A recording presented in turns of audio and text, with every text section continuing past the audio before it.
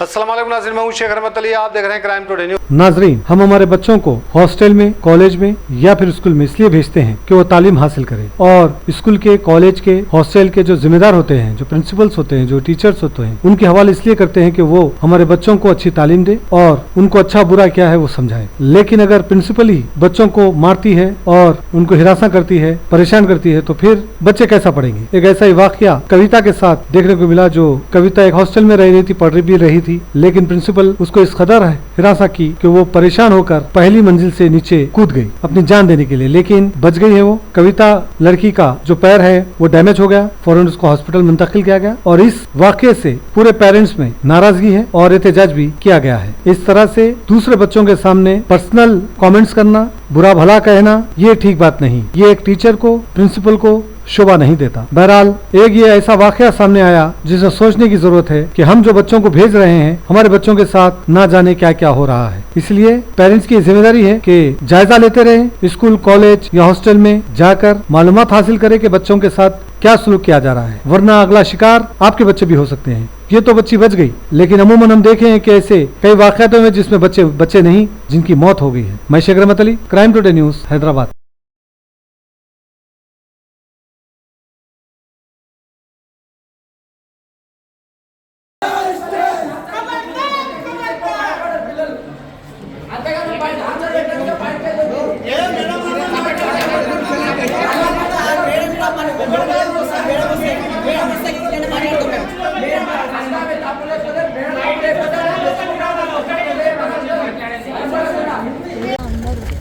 Principal madam torture చేస్తున్నారు. ఏం పేరు? శ్రవంత. ఏమైంది అసలు చెప్పమ్మా. అయితే ఫేర్వెల్ రోజు ఒక అక్క నేను డిన్నర్ చేస్తున్నాం. గట్టిగా మాట్లాడు. ఫేర్వెల్ రోజు ఒక అక్క నేను డిన్నర్ చేస్తున్నాం. మేడం వచ్చి అన్నారు, ఏంది ఇట్లెందుకు కథ నడిపిస్తున్నా అని అన్నారు. ఇంకా నేను ఏమనలేను, అఖిల నేను నిన్నంట, కవిత ఏమన్నా నన్ను అన్నారు. సరే అని నన్ను ఏమన్నా నేను వదిలేసిన. అందరు నేను స్టేజ్ పైన సార్ వాళ్ళ గిఫ్ట్ ఇస్తున్నా. స్టేజ్ పైన ఉంటే ఆ మేడం వచ్చి అక్క వాళ్ళ అందరు ముంగలు ఎత్తురంట, నీది బ్యాడ్ క్యారెక్టర్, ఆ పిల్లలు బ్యాడ్ క్యారెక్టర్, నువ్వు బయట నుంచి వచ్చినావు, నీకు ఏం తెలియదు ఆ పిల్ల గురించి, నువ్వు తిరగకు అని అన్నారు. ఇక నాకు మస్తు బాధ అనిపించింది. నేను ఏం చెప్పినా, మా డాడీ వచ్చిండు, మార్నింగ్ వస్తాడు, నైట్ కూడా వచ్చింది మా డాడీ వచ్చి, ఇంకా మేడంకి అడుగుతా అన్నారు నాది ఇట్లా బ్యాడ్ క్యారెక్టర్ అయ్యింది అని నేను చెప్పిన. చెప్తే మేడం మండే రోజు వచ్చి, ఏందమ్మా ఏమన్నా అంట, మీ డాడీ నాతో జడమాటానికి వచ్చిందా, రమ్మని మరి ఆడతాడేమో రమ్మని అని అన్నారు. ఆయన నేను ఏమనలేను. అది ఒక్క మేడం కాకుండా శ్రవంతి మేడం అని ఉంటారు. ఒకరోజు ఈవినింగ్ క్లాస్కి లేట్ అయినా సార్, నేను క్లాస్కి వెళ్ళాను, సిక్ అయినా క్లాస్కి వెళ్ళాను, ఏమైందని అడిగారు. చెప్పిన ఇట్లా మోషన్స్ అయినాయి మేడం, అందుకే వెళ్ళలేదు అని అంటే, మా మేడం అంటారు, ఈ టేబుల్ తీసుకొని నేను ఎత్తి వలగొట్టైనా నేను చేరిపోతా అని అన్నారు. ఎవరికన్నా నాకు. నేను అప్పటికి ఏమనలేను. మళ్ళీ ఫేర్వెల్ రోజు ఏమేమి స్పీచెస్ ఇవ్వాలనుకుంటుర్రు అని అంటే అందరు చెప్తుర్రు ఇట్లా. నన్ను అంటుంది, నువ్వు బయట ఎవ్వరు తిరగకండి, నేను అందరు టీచర్స్లో నేను ముద్ర పడిపోయినా, నేను ఎక్కువ బయట తిరుగుతాను అని ఇట్లా చెప్పు, నువ్వు స్టేజ్ పైన పోయి చెప్పాలి అని అంటారు. అందరు ముంగల నాకు ఇన్సల్ట్ అనిపించింది, మస్తు ఇన్సల్ట్ చేస్తాను మేడం వాళ్ళు. నేను కనీసం వాష్రూమ్ కానీ బయటకు వచ్చినా సరే అయిపోయి గ్రూప్లో మెసేజ్ పెడతారు, ఇంకా తబిత బయటకు వచ్చినాయి. స్టాఫ్ రూమ్లో ఎప్పుడు నా పేరే ఇంకా తబిత అని మొత్తం బయట తిరుగుతా అని ఇట్లా ఒక ముద్ర వేసేసారు. ఎవరిన్నా కానీ స్టూడెంట్స్ వచ్చి, అక్క నీ పేరు ఇట్లా స్టాఫ్ రూమ్లో మారుమవుతుంది, తబిత ఇట్లా తిరుగుతుందని మొత్తం ఇట్లా ఎత్తుర్రు అక్క అని అంటున్నారు. మొత్తం ఎగతాళి చేస్తుండే నన్ను. నా స్టడీస్ విషయంలో కూడా మొత్తం వాళ్ళు నన్ను డిస్కరేజ్ చేసారు.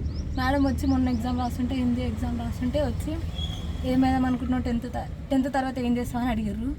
నేను బైపీసీ తీసుకొని ఇట్లా వెటర్నరీ డాక్టర్ లేకపోతే బ్యాంక్ మేనేజర్ చేద్దామని ఇట్లా అనుకుంటున్నా మేడం అని అంటే, అదంతా సెట్ కాదు, ఇది వెటర్నరీ డాక్టర్ కూడా సెట్ కాదు, అంత పెద్ద గోల్ ఏం పెట్టుకోకు, చిన్నగా పారామెడికల్ అవి చేసుకొని వెళ్ళే సెటిల్ అవి, అంత పెద్ద ఎందుకు. ఇప్పుడు ఆమె అంటే మళ్ళీ నువ్వేం చేసుకున్నావు హాస్టల్లో?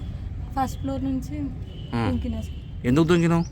వాళ్ళు పెట్టాడు అసలు ఏ స్టూడెంట్స్ లేదు. టార్చర్ సార్ పాపకి 5th నుంచి 9th వరకు మంచిగా చదువుతుంది, టాపర్ పాప.